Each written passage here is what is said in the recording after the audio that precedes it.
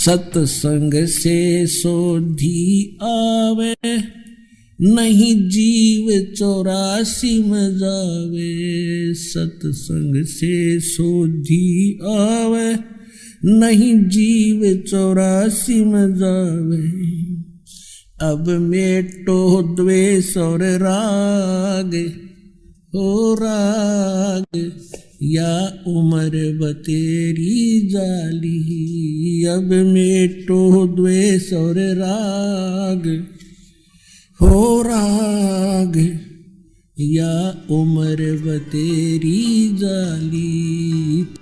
आज का जो विषय हम उसी पर आते हैं कि श्री ब्रह्मा रजगुण, श्री विष्णु सतगुण, श्री शंकर तमगुण, महेश्वर तमगुण, ये भगवान नहीं है। ये तो आपको सिद्ध ही कर दिया दास ने, इन्हीं के इतिहास में दिखा दिया श्री शिव पुराण में और विद्वेश्वर संहिता के अध्याय नंबर 7, 9 और 10 के अंदर। अब बाकी बचे 3 पुरुष जो दास कहता है कि 3 पुरुष मुख्य तौर पर अध्यात्म ज्ञान के अंदर आते हैं। एक सरपुरुष, एक अक्षर पुरुष और तीसरा परम अक्षर पुरुष। इन्हीं को अन्य शब्दों में सरब्रह्म, अक्षर ब्रह्म और परम अक्षर ब्रह्म, और अन्य शब्दों में ईश, ईश्वर, परमेश्वर कहा जाता है। ये कहाँ प्रमाण है? अब दास ने ये तो प्रमाणित आपके समझ कर ही दिया कि हमने सदग्रंथों के अतिरिक्त अन्य किसी भी दंत कथा को स्वीकार नहीं करना है जो वेदों, गीता और सूक्ष्म वेद में प्रमाणित ना हो। और इसी का समर्थन पवित्र श्रीमद् भगवद गीता अध्याय नंबर 16 के श्लोक 23 और 24 से हमें प्राप्त हुआ। तो इससे कंसेप्ट क्लियर हुआ कि इसके अतिरिक्त जो वेदों में वर्णित और गीता में वर्णित विधि है तो वो हमें मान्य है और वही हमारी मोक्षदायक है, कल्याणकारक है, उससे अतिरिक्त नहीं। अब ये जैसे शंकराचार्य जी और अन्य जितने भी हिंदू धर्म के गुरुजन हैं, ये श्रीमद् भगवद गीता को शिरोधार्य बताते हैं, अनमोल ग्रंथ बताते हैं और भगवान श्री कृष्ण जी द्वारा दिया गया एक अनमोल रतन बताते हैं। वास्तव में तो ये ज्ञान किसने बोला? इनकी बुद्धि वहां तक पहुंच नहीं सकती क्योंकि तो बाल बुद्धि वाले हैं, इनका तो कोई ज्ञान का सिर पैर नहीं है। फिर भी ये दास उसको समझाने के लिए पूरा प्रयत्न करेगा और सत्य है जो दास बताएगा वो फाइनल है, सदग्रंथों में प्रमाणित है। अब ये जाप करते हैं हरे कृष्ण हरे राम और कई तरह देरा देशाम मिला दे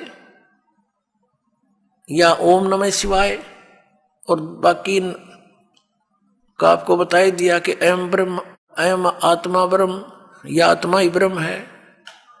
बता फिर क्यों डले डोरे हो? जब आत्मा ही ब्रह्म है तो बैठो आराम से। तो कुत्ते की आत्मा ही ब्रह्म है, फिर तो सैर सपट्टे करती फिर हवा।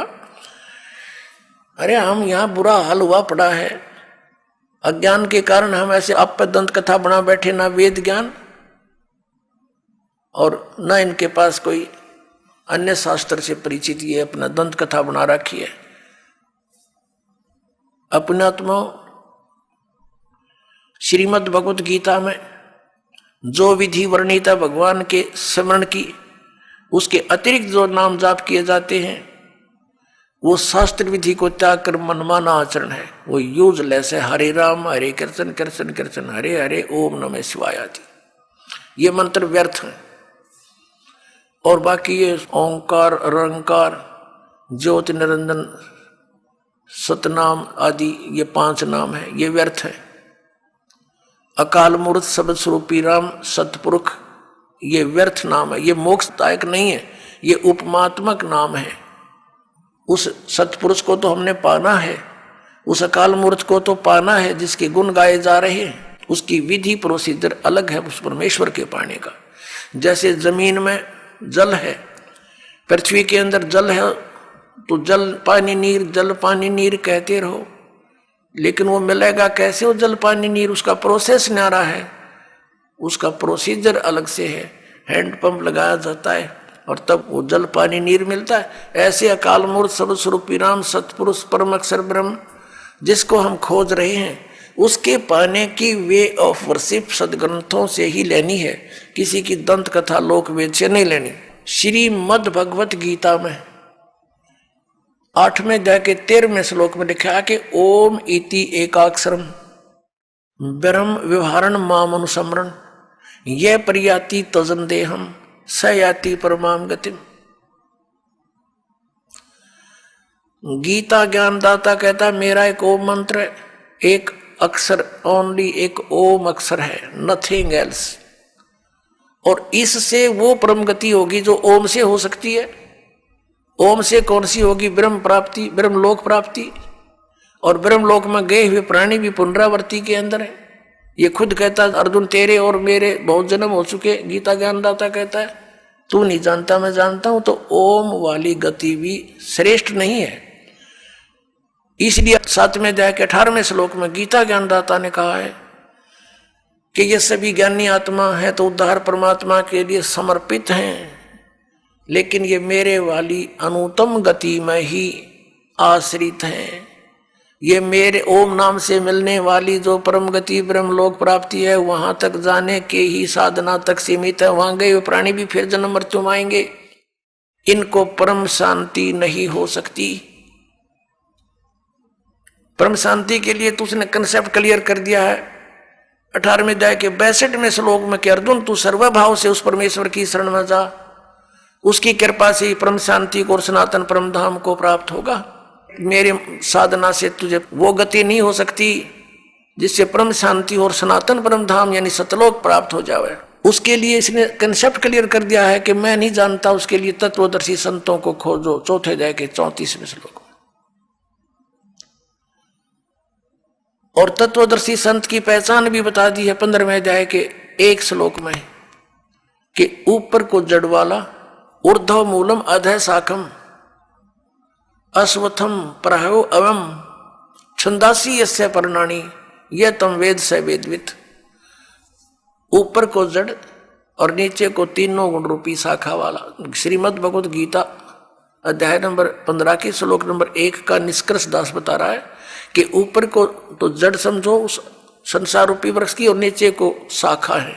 15वें अध्याय के दूसरे श्लोक में स्पष्ट कर दिया कि ये तीनों गुण रूपी शाखा, रजगुण ब्रह्मा, सदगुण विष्णु, तम गुण शिव जी। अब यहां केवल हिंट दिया गीता ज्ञानदाता ने, इसका कोई विस्तृत ज्ञान नहीं दिया। उसके लिए ऑप्शन छोड़ दिया कि तत्वदर्शी संत बताएंगे, और फिर पहचान बता दी। तत्वदर्शी संत कौन होगा? वो तत्वदर्शी संत की क्या पहचान है कि जो इस उल्टे लटके हुए संसार रूपी वृक्ष के सभी विभाग बता देगा। सवेदवित, वह वेद के तात्पर्य को जानने वाला है, वो तत्वदर्शी संत है। तो ये ज्ञान परमात्मा ने स्वयं आकर के 600 वर्ष पहले उस परम अक्षर ब्रह्म ने अपने मुखारविंद से बोलकर कबीर वाणी में उस 5वें वेद में सूक्ष्म वेद में बोला था। उस कबीर परमात्मा ने, उस धाणक कबीर ने, जुल्हाए कबीर ने, वो परम अक्षर ब्रह्म है, उन्होंने बोला था अक्षर पुरुष एक पेड़ है, निरंजन यानी सरपुरुष वा की डार, और तीनों देवा शाखा हैं ये पात रूप संसार। ये ज्ञान परमात्मा ने 600 वर्ष पहले दिया था। देखिएगा ये उल्टा लटका हुआ संसार रूपी वृक्ष जानो। परमेश्वर कबीर देव जी ने, कबीर साहब ने, परम अक्षर ब्रह्म ने 600 वर्ष पहले ये ज्ञान दिया था कि अक्षर पुरुष एक पेड़ है और सरपुरुष वा की डार और तीनों देवा शाखा हैं ये पात रूप संसार। जो जमीन से बाहर दिखाई देता है वो हिस्सा पेड़ कहलाता है, वृक्ष कहलाता है, और जड़ें गुप्त होती हैं, प्रोक्ष होती हैं, अनविजिबल होती हैं, लेकिन होती हैं। तो परमात्मा ने स्वयं आकर के ये ज्ञान बताया था कि इस संसार रूपी वृक्ष के सब पार्ट्स बताए थे। अक्षर पुरुष एक पेड़ है, ये तना समझो ये अक्षर पुरुष है, क्योंकि इसके ऊपर फिर सब शाखाएं और टहनी और पत्ते और फल लगते हैं। तो अक्षर पुरुष समझो तना है उसका। कबीर गॉड गिवन ज्ञान है ये सूक्ष्म वेद। कबीर अक्षर पुरुष एक पेड़ है, निरंजन इसको सर पुरुष भी कहते हैं, हुआ की डार और तीनों देवा रजगुण ब्रह्मा सतगुण विष्णु तमगुण शिव जी, ये शाखा है और पात रूप संसार है। ये तना है अक्षर पुरुष, इसके फिर मोटी डार निकली, इसको जानो सरपुरुष, ये ब्रह्म, सरब्रह्म भी कहते हैं इसको, सरपुरुष या सरब्रह्म। ज्योत निरंजन भी इसी का, इसको कहते हैं, काल भी इसी को कहते हैं। और इसकी 3 शाखाएं फिर निकली, रजगुण ब्रह्मा, सतगुण विष्णु और तमगुण महेश यानी शिव, और पात रूप संसारे। और ये जड़ कौन है? ये परम अक्षर ब्रह्म है, ये पूर्ण ब्रह्म परमेश्वर है। ये कौन है? अब ये इधर पता लगेगा ये कौन है। ये पूर्ण ब्रह्म कबीर साहब, ये कबीर देव हैं, वो काशी वाले कबीर, जिसको जुल्हा कबीर, धानक कबीर, एक कवि की संज्ञा दे के छोड़ दिया था ज्ञानता से। लाल को एक कौड़ी मान रखा था, इस दास ने इस लाल को परखा है और आपके सामने रखा है। अब यह प्रसंग आया है कि जो उल्टे लटके हुए संसार रूपी वृक्ष के सर्व विभागों को भिन्न भिन्न बता देगा। स वेदवित, वो वेद के तात्पर्य को जानने वाला है, वो तत्वदर्शी संत है।